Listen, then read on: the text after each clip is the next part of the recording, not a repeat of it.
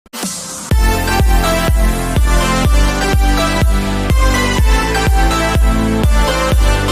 manufacturer sold his good to wholesaler at 25% profit and wholesaler sell to retailer 20% profit and retailer sold to consumer at 28% profit and then find the cost price of the good for the manufacturer if the customer purchase it at 9600. हमें find क्या करना है, find the cost price of the good for the manufacturer. Manufacturer मतलब ये तो आखिरी price किसकी, customer की दे दिया, हमें पहली वाली प्राइस पूछा है तो ठीक है, मान लीजिए हमें मैन्युफैक्चरर की प्राइस को एक्स माना। अब इसमें क्या कह रहा है कि मैन्युफैक्चरर ने सामान किसको बेचा है, होलसेलर को 25% प्रॉफिट पे। 25% मतलब 1/4, मतलब 4 रुपये का सामान 1 रुपये के प्रॉफिट में बेचा, मतलब कि 5 रुपये में बेचा। ठीक है, तो मतलब ये 4 रुपये के सामान को 5 रुपये में बेचा।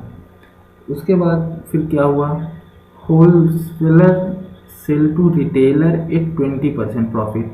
अब 20% मतलब क्या था, 1/5। रिटेलर ने क्या किया, होलसेलर ने क्या किया, रिटेलर को 5 रुपये का, हर एक 5 रुपये के सामान को 6 रुपये में बेचा, 1 रुपये प्रॉफिट लेके, तो इंटू 6/5 कर दीजिए।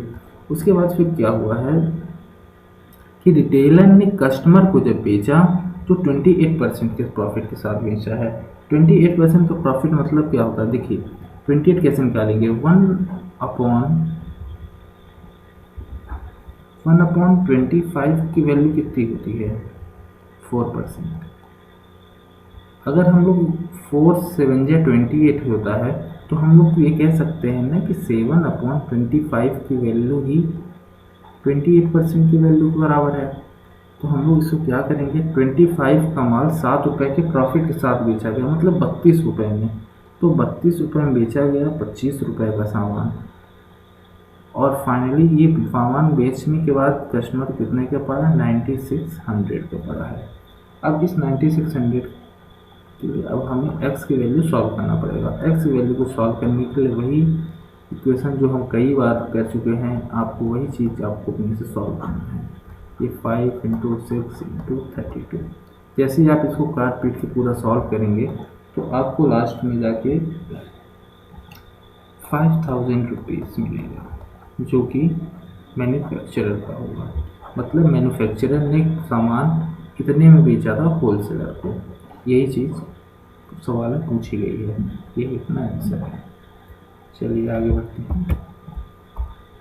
A man spend 50% of his income on house hold.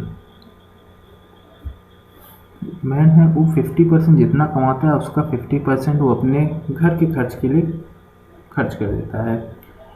End of the remaining 50%, जो भी उसका रिमेनिंग 50% है उसमें वो 50% on transport, 25% on entertainment, 10% on sport. ध्यान से देखिएगा, ऑफ द रिमेनिंग के बाद 1 2 3 डिजिट आ रही है, कहने का मतलब हम इसको डायरेक्ट जोड़ सकते हैं पर इसको नहीं जोड़ सकते क्योंकि इसमें रिमेनिंग का कहा गया है। मतलब 50 60 70 80 85%, मतलब 85% रुपीज़ जैसे, और फिर भी उसके पास 900 रुपये बच जाते हैं, तो इसकी मंथली इनकम क्या है। तो मान लिया कि मैंने मिस्टर की मंथली इनकम x है और उसने अपना आधा पैसा खर्च कर दिया हाउस होल्ड के लिए, और फिर 85 आधा बचा, फिर जो बचा हुआ आधा है उसका 85% भी खर्च कर दिया, तो फिर उसके पास कितना बचा, आधे का 15%, क्योंकि 85 तो खर्च हो गया, तो उस 15 को हम लोग 15% यहाँ लिख सकते हैं, और वही 15% जो बचा हुआ है उसकी वैल्यू कितनी है, 900 है। अब इसको हम x की इनकम को निकालने के लिए हमें फिर से इक्वेशन सॉल्व करनी पड़ेगी।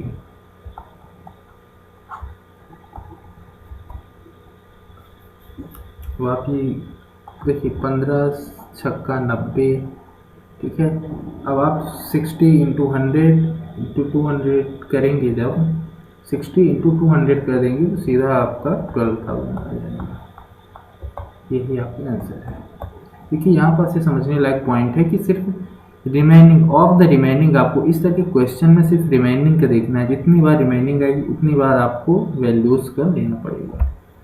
चलिए अब A spend 20% of his income food and 15% on children education, 40% of remaining, जैसे यहाँ पास कह रहा है 40% ऑफ रिमेनिंग, यहाँ पास कह रहा है, तो इसका मतलब हम इस वैल्यू को और इस वैल्यू को हम डायरेक्ट ऐड कर सकते हैं।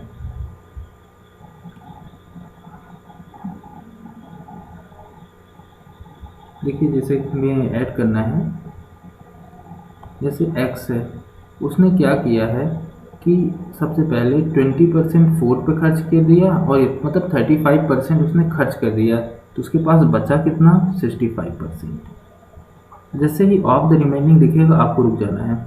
अब इस of the remain 40% of the remaining spend on entertainment, transport on 30% and medical. अब कहने का मतलब कि 40% ऑफ द रिमेनिंग स्पेंड इसने किया है इंटरटेनमेंट, ट्रांसपोर्ट और 30% मेडिकल, मतलब कुल इसने अब 70% खर्च कर दिया। अब 70% खर्च कर दिया तो मतलब इसके पास बचा कितना, अब महज बचा 30%। अब 30% की वैल्यू कितना दे के रखी है, रिमेनिंग अमाउंट 8775। अब हमें क्या निकालना है, मंथली इनकम निकालना है। तो x की मंथली इनकम क्या होगी, 8775 इंटू 100 इंटू 100 और फिर ये इक्वेशन बन जाएगी आपको 65 इंटू 30। ये आपको सॉल्व कर लीजिए। अच्छा है तो डिजिटल सम से आप लगा के आप कर सकते हैं वहाँ से, पर डिजिटल सम के लिए आपके पास ऑप्शन होना ज़रूरी है, जो आपको अगले वीडियो से शायद मिलने लगेगा। और इसको सॉल्व करने के बाद आपको जो फाइनल आंसर आएगा वो 45,000 आएगा।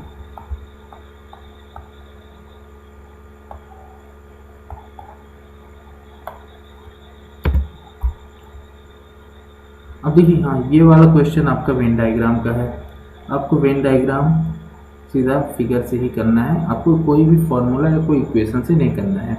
इन a class of 60 children 30% children can speak only English, इसको याद रखिएगा थोड़ा, only English, 20% only Hindi, and rest of the children can speak both of language, how many children can speak Hindi. अब देखिएगा इसमें एक बहुत अच्छा कंसेप्ट है। चलिए हमने ये बना लिया आपके सामने फिगर, इसमें हमने माना ये बच्चे इंग्लिश बोलने वाले हैं, ये हिंदी बोलने वाले हैं। तो देखिए जब ये कहता है कि ओनली इंग्लिश बोलते हैं, कहने का मतलब ऐसे बच्चे होंगे जो हिंदी बिल्कुल भी नहीं बोलते होंगे। जब ये ओनली की बात करता है तो इस फिगर में सिर्फ इतना पोर्शन ही अपन को कंक्लूड किया जाता है ओनली में। लेकिन अगर वो पूरा बोलता है कि स्पीकिंग हिंदी, जब टोटल पूछता है तो टोटल में हमें इतना पूरा फिगर कंक्लूड करना पड़ता है। देखिए 60 बच्चे हैं टोटल, इसमें 30% कैन स्पीक ओनली इंग्लिश। अब 60 का 30% अगर आप निकालते हैं कितना आएगा, 18 आएगा। उसके बाद फिर क्या कहता है कि 20% ओनली हिंदी, 20% मतलब कितना होगा, 12 स्टूडेंट। अब जो बच गए, कितने बच गए, 18 + 12 - 60 करेंगे, 30 बच्चे बच गए। अब 30 बच्चे क्या हो, दोनों बोल लेते हैं, और जो बच्चे दोनों बोल लेते हैं उनको हम लोग हरदम इन दोनों के मिडल में रखा जाता है कि ये बच्चे दोनों बोल लेते हैं। लेकिन हमसे जो लास्ट में क्वेश्चन पूछा गया है, how many children can speak Hindi, मतलब हिंदी में वो बच्चे, ये 30 बच्चे भी आते हैं, क्योंकि ये 30 बच्चे ऐसे हैं कि वो हिंदी भी बोल लेते हैं और इंग्लिश बोल रहे हैं। तो मेरा कहने का मतलब आपका जो इतना पोर्शन है ये आपको दोनों बता रहा है, आपको हिंदी भी ये बच्चे बोल लेते हैं, इंग्लिश वो भी बोल रहे हैं। क्वेश्चन ने हमसे ये नहीं पूछा है कि ओनली हिंदी कितने बोल लेते हैं बच्चे, क्वेश्चन ने हमसे ये पूछा है कि हिंदी भैया बताइए कितने बोल लेते हैं। तो हमें 30 + 12 = 42 करना पड़ेगा। ये क्या है, हिंदी के लिए है, यही हमारा आंसर है। लेकिन अगर ओनली हिंदी अगर क्वेश्चन पूछा होता कि ओनली हिंदी कितनी बोलते हैं, तो ओनली हिंदी सिर्फ 12 आता। ठीक है, चलिए हम लोग आगे बढ़ते हैं। In an examination 60% of a student passed in math. देखिए क्यों एग्जामिनेशन में 65% स्टूडेंट पास्ड इन मैथ में कहा गया है। 48% पास्ड इन फिजिक्स में 48% marks, 30% passed in the both subject. How much of the student failed in the both subject. देखिए इसमें भी एक अच्छा कंसेप्ट है। सपोज दैट ये हो गया हमारा मैथ्स केस। और ये हो गया अपना फिजिक्स का। अभी कह रहे हैं कि 30% जो बच्चे हैं वो दोनों में पास हो गए हैं। एक काम करते हैं हम कलर बदल के, जो दोनों में पास हो गए हैं उनको हम लोग यहाँ लिख लेते हैं, क्योंकि दोनों में मिडिल सेक्शन तो यही है, दोनों पास हो गए। अभी कह रहा है कि पास इन मैथ में कह रहा है कि 65% बच्चे पास हो गए। तो 65% में को हम डायरेक्ट यहाँ नहीं लिख सकते हैं, क्योंकि 65% में 30 वो भी बच्चे हैं ना जो कि मैथ में और फिजिक्स में दोनों पास हो गए हैं, इसलिए हमको इसको माइनस करके लिखना पड़ेगा। तो माइनस करके हम लोग लिखेंगे तो कितना आएगा, ये 35 आएगा। इस चीज़ को थोड़ा ध्यान दीजिएगा, क्योंकि बच्चे अक्सर जल्दी में इसको 65 लग जाते हैं। अब देखिए 48% पास इन फिजिक्स। अब इस 48% को हम डायरेक्ट फिजिक्स में भी नहीं लिख सकते हैं, क्योंकि इसमें 30 बच्चे तो ऐसे हैं कि जो कि दोनों सब्जेक्ट में हैं, तो हमें इसको माइनस करके लिखना पड़ेगा। तो 48 माइनस 30 क्या होगा, 18% हमें बच्चे यहाँ पास हैं। अब ये है कि 100% टोटल होना चाहिए। देखिए जो लोग, देखिए अगर फिगर के अंदर जो आ गए वो तो कहीं ना कहीं पास हो गए हैं, चाहे एक भी होगी जो दो भी हुए, और जो भी इस वेन डायग्राम के बाहर चले गए हैं वो सब बच्चे मतलब कि डायरेक्ट वो फेल हो गए हैं। तो हम ये कह सकते हैं कि अगर हम 100 में, क्योंकि 100% ही होता है कोई भी चीज़, 100 में अगर मैं माइनस कर दूँ 35 माइनस 30 माइनस 18, अगर इनको करके अगर निकाला जाए तो हमारे पास फेल होने की संख्या आ जाएगी। अगर जैसे इन सब का अगर एडिशन किया जाए तो लगभग आपका 83% होगा, क्योंकि 35 plus 30 plus 18 83।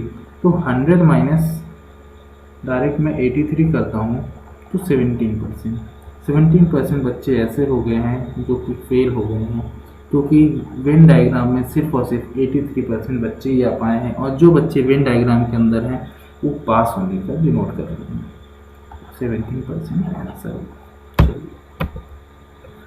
In an examination 35% of a student fail in math, fail का फिगर दे रहा है, fail in math and 25% in English में 25% बच्चे फेल हो गए, और 10% क्या है, दोनों में फेल हो गए, मैथ और इंग्लिश में।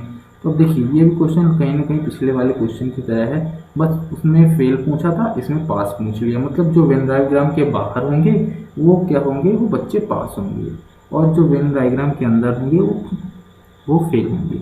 देखिए यहाँ पास 10%, क्योंकि दोनों में है, पहले बोथ को ही पकड़ना चाहिए।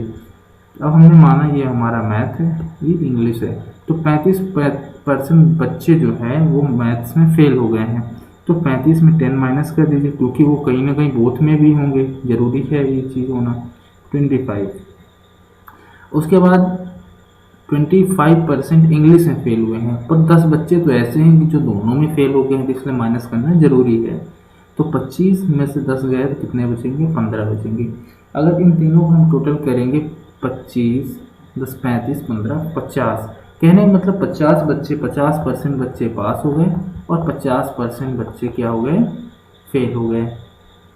ये फेल हो गए और ये पास हो गए, और यही आपका आंसर है। अब देखिए एक ये आखिरी कंसेप्ट है परसेंटेज का, उसके बाद से हम लोग सिर्फ और सिर्फ क्वेश्चन जो कि आपके एसएससी, बैंकिंग, आरआरबी, इन सब में जो बेहतरीन क्वेश्चंस आए हैं 1997 से लेके 2021 तक परसेंटेज के, हम वो पूरा के पूरे क्वेश्चंस को कवर करने की कोशिश करेंगे। नियर अबाउट 500 क्वेश्चंस हैं जिनको हम लोग पूरे के पूरे क्वेश्चंस को सॉल्व करेंगे। एसएससी में एक एक क्वेश्चन जो भी आया है, क्योंकि एसएससी की क्वेश्चंस अधिकतर बैंक में रिपीट होते हैं, आरआरबी में होते हैं, और मैक्सिमम वनडे एग्ज़ाम में देखा गया है कि एसएससी के ही क्वेश्चन मैक्सिमम टाइम रिपीट होते हैं, और एसएससी में सीडीएस के क्वेश्चंस रिपीट होते हैं, इसलिए हमें एसएससी के जो भी क्वेश्चंस है उसको करना बहुत ज़रूरी है। अब देखिए आखिरी कंसेप्ट ये है, इस कंसेप्ट में फ्रूट्स के ऊपर ही कंसेप्ट है। जैसे आपने देखा होगा कि फ्रूट्स है, सपोज दैट एक वाटरमेलन है, वाटरमेलन के अंदर जैसे क्या होता है कि किसी भी फ्रूट हो, चाहे वाटरमेलन हो कोई भी, उसके अंदर कुछ प्रतिशत वाटर रहता है, अब कुछ पल्प रहता है। पल्प और वाटर से ही मिलके फ्रूट बनता है, पानी और गुदा जिसे कहते हैं। तो क्या होता है कि पानी तो दिन हो सकता है, क्या होता ही है कि दिन प्रतिदिन जैसे ही आप फ्रूट्स को रख देंगे बाहर तो उसका पानी सूखता जाता है। लेकिन एक चीज़ बताइए, वाटर तो इवेपोरेट हो सकता है, क्या पल्प भी हो सकता है क्या? पल्प के साथ तो ऐसे कोई कंडीशन नहीं कहते हैं। तो हम ये कह सकते हैं कि जितना ही वो पल्प पहले रहेगा उतना ही पल्प बाद में होगा। पल्प में कोई भी चेंजेस नहीं होते हैं। इस चीज़ का सबसे मेन, जब फ्रूट फ्रेश होगा तो भी पल्प सेम रहेगा, और जब फ्रूट सूख जाएगा तो भी पल्प सेम ही रहेगा। हाँ, वाटर के रेशियो जरूर बदलता रहता है। तो हम लोगों ने एक फॉर्मूला बनाया है इसका, fresh into pulp equal to dry into pulp. ये पूरे इस तरह के क्वेश्चंस की ये चार सब पूरे की पूरी जान मानी जाती है, क्योंकि आपको सिर्फ इसमें वैल्यू रखना है और आपको आंसर मिलता जाएगा। देखिए कितना आपको एक क्वेश्चन करेंगे तो समझ में आएगा कितना आसान है। अब वाटरमेलन कंटेन 90% वाटर, 90% वाटर है, मतलब ये फ्रेश की बात कर रहा है। अगर 90% वाटर है तो पल्प कितना है? 10% होगा। तो मैं इसमें लिख देता हूँ कि फ्रेश फ्रूट में पल्प कितना है? 10 है। After some time it contain only 12% water. कहने का मतलब तब उसके पास सिर्फ 12% वाटर है। तो कहने का मतलब पल्प कितना हो गया? 88% हो गया। Now its weight is 50 kg, और उसका जो वेट है वो 50 kg है।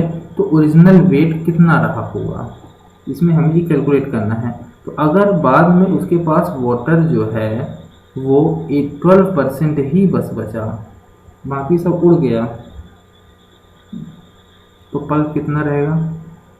88, और वेट कितना है? 50। तो हम लोग इससे सॉल्व करके कि फ्रेश कि जब वो फ्रेश था तब उसका ओरिजिनल वेट क्या था? 88 इंटू 50 अपॉन 10, 88 5 जा 440 आंसर। चलिए अगला क्वेश्चन करते हैं, थोड़ा हो ज़्यादा क्रिएटिव रहेगी। अब हमें इस तरह के जब भी आएगा वाटर पल्प के क्वेश्चन को, जैसे ही हमें समझ में आ जाएगा तो हमें सिर्फ यही लिखना है, fresh into pulp, dry into pulp. Fresh weight है, ड्राई भी वेट है, पल्प है, वाटर का हमें कुछ नहीं लिखना है। 20 kg fresh weight, 20 kg fresh lemon contain 96% water. इसका वेट क्या है? 20 kg, 96% वाटर है तो कितना है? 4% ही पल्प होगा। After some time water remain 95%। अगर वाटर 95% है तो पल्प कितना है? 5% है। तो हमें उसका क्या है? वेट निकालना है। Find the present weight. अब प्रेजेंट वेट निकालने के लिए फिर से आपको बस यही करना है, 20 into 4 upon 5 equal to D. D क्या डिनोट कर रहा है? ड्राई होने का वेट, मतलब प्रेजेंट का वेट। 5 4 या 20, तो डी का वेट कितना आ गया? 16 आ गया, मतलब ये प्रेजेंट का वेट आ गया। यही आपका आंसर है। आपको बस ये याद रखना है कि जो आपको ये डी है, डी मतलब ड्राई होता है, और ड्राई क्या शो कर रहा है? प्रेजेंट वेट शो कर रहा है, प्रेजेंट वेट। और फ्रेश क्या कर रहा है? ये एफ फ्रेश वेट, बोले तो ओरिजिनल वेट। आपको ये चीज़ याद रखनी है। चलिए ये आखिरी क्वेश्चन है, उसके बाद से हम फिर प्रैक्टिस अगली लेक्चर सीरीज से स्टार्ट करेंगे। Fresh fruit contain 68% water. देखिए फिर से जैसी फ्रूट की बात आई, आपको fresh into pulp, dry into pulp ये लिख लेना है। अब फ्रेश फ्रूट कंटेन 68% वाटर, अगर 68% वाटर है तो पल्प कितना होगा? 32%। 32%। अभी हमारे पास फ्रेश वेरी कोई लिखते नहीं है, क्वेश्चन पढ़ते जाएंगे और लिखते जाएंगे। And the dry fruit contain 20% water. Dry fruit जो है कितने परसेंट वाटर है उसके पास? 20%। तो पल्प कितना? 80%। How many kg of dry fruit can be made from 70 kg of fresh fruit. अब इसकी फ्रेश फ्रूट की हमें दे दिया है, और हमसे क्या पूछ रहा है? ड्राई फ्रूट की वैल्यू पूछ लिया हुआ है। तो हमें क्या करना है? 75 इंटू 32 अपॉन 80, और अगर हम इसको सॉल्व करेंगे तो यहाँ से हमें डी की वैल्यू मिल जाएगी, और डी की वैल्यू कितनी आएगी? 30 आएगी। यही हमारा आंसर होगा। ठीक है दोस्तों, आज से अभी से पूरे के पूरे परसेंटेज के कंसेप्ट के लेक्चर्स अपने पूरे के पूरे कवर कर लिए हैं। अब अगले लेक्चर से हम लोग प्रैक्टिस करेंगे और प्रैक्टिस पूरे परसेंटेज टॉपिक की करेंगे और जितने भी क्वेश्चन आए हैं सारे के सारे क्वेश्चन आपके सामने कराए जाएंगे। Okay guys, thank you.